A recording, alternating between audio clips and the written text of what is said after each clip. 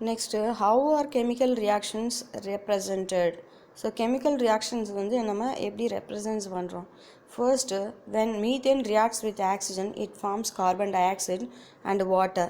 How can you represent this reaction? It can be written as word equation as shown below. So இப்போ வந்து methane வந்து ஆக்சிஜனோட react ஆகி carbon tie ஆக்சைடும் வாட்டரும் form ஆகுது. So இப்போ வேர்ட்ஸில் எப்படி இந்த ரியாக்ஷன் எழுதினா methane plus oxygen gives carbon di oxide plus water. So but this equation does not give the chemical composition of the reactant and the products. So to learn the characters of chemical reactions, it is represented by the chemical equations. So இதில் வந்து வேர்டை விட chemical ஈக்குவேஷன்ஸாக எழுதினா தான் வந்து ஈஸியாக understand பண்ணிக்க முடியும். In the chemical equation, the chemicals of the reactions are represented by their chemical formula. So எப்படின்னா கெமிக்கல் ஃபார்முலா வச்சு chemical compound or molecules or elements ரியாக்டண்ட்டாகவும் ப்ராடக்டாகவும் எழுதலாம். So which undergoes reactant are shown to left on arrow and the compounds formed products are shown to the right of the arrow. So the arrow indicates the direction of the reaction. So the reaction can be written as methane formula CH4 plus oxygen formula O2. This is the reactant. நம்ம reaction product form ஆகிறதுக்கு முன்னாடி நம்ம எடுத்துக்கிற பொருளுக்கு பேர் தான் மெட்டீரியலுக்கு பேர் தான் ஆர் மாலிகுல்ஸ்க்கு நேம் என்னென்னா ரியாக்டன்ட். தென் ப்ராடக்ட் வந்து carbon di oxide plus water. This is the products. So the chemicals of reactions are represented by their chemical formulas. The compounds or elements are which undergo reactants are shown the left side. Left sideல இருக்கிறது left hand sideல இருக்கிறது reactant, right hand sideல இருக்கிறது product. But these also an incomplete chemical equation because the law of conservation of matter states that the matter cannot be created or destroyed. You cannot create new atoms by a chemical reaction.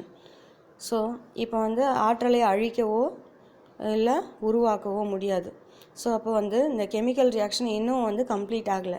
ஏன் complete ஆகலைன்னா இதை வந்து you cannot create, நீங்களாக உருவாக்க முடியாது ஒரு ஆட்டத்தை, ஒரு எலமெண்ட்ஸையோ மாலிகுல்ஸையோ காம்பவுண்ட்ஸையோ. அதுவே ரியாக்ட் ஆகி ஃபார்ம் ஆகிறது தான் chemical reactions. So in contrast, they are rearranged in different ways by a chemical reaction to form a new compound. Rearrange பண்ணும். So in the chemical equation, the number of atoms of reactant and that of products must be equal. So reactantum productum equal இருக்கணும். So the number of hydrogen and oxygen atoms are reactant. எவ்வளோ number of carbon hydrogen oxygen எவ்வளோ react ஆகிருக்கு அப்படின்னு பார்க்கணும். So இப்போ ஈக்குவேஷன்ஸில் பார்த்தீங்கன்னா ரியாக்டண்ட்டில் CH4, இப்போ வந்து ரியாக்டண்ட்டில் ஒரு கார்பன் தான் இருக்குது, ப்ராடக்ட்லேயும் ஒரு கார்பன் தான் இருக்குது. ஆக்சிஜன் பார்த்தீங்கன்னா ப்ராடக்டில் 3 இருக்குது, ரியாக்டண்ட்டில் 2 தான் இருக்குது. ஸோ அப்போ வந்து முன்னாடி இது வந்து 2 ஹைட்ரஜன் வந்து 4 இருக்குது ரியாக்டண்ட்டில், இங்கே வந்து ஹைட்ரஜன் வந்து 2 தான் இருக்குது. ஹைட்ரஜன் வந்து ப்ராடக்டில் 2 தான் இருக்குது. அப்போ ஹைட்ரஜன் முன்னாடி 2 போட்டால் ஹைட்ரஜன் 4 ஆகிடும், ஆக்சிஜன் 2 ஆகிடும். ஸோ அப்போ ப்ராடக்டில் 4 ஆக்சிஜன் வருது. அப்போ இங்கே முன்னாடி ரியாக்டண்ட்டில் 2 இன்ட்டு ஆக்சிஜன் போட்டால் 4 ஆகிடும், ஹைட்ரஜன் 4 ஆகிடும், carbon 1.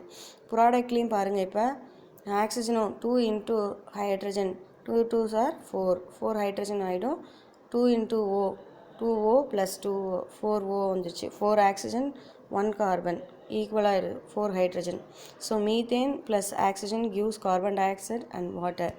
So a balanced chemical equation is a simplified representation of a chemical reaction which describes the chemical composition, physical state of reactant and the products and the reaction conditions. Thank you, students.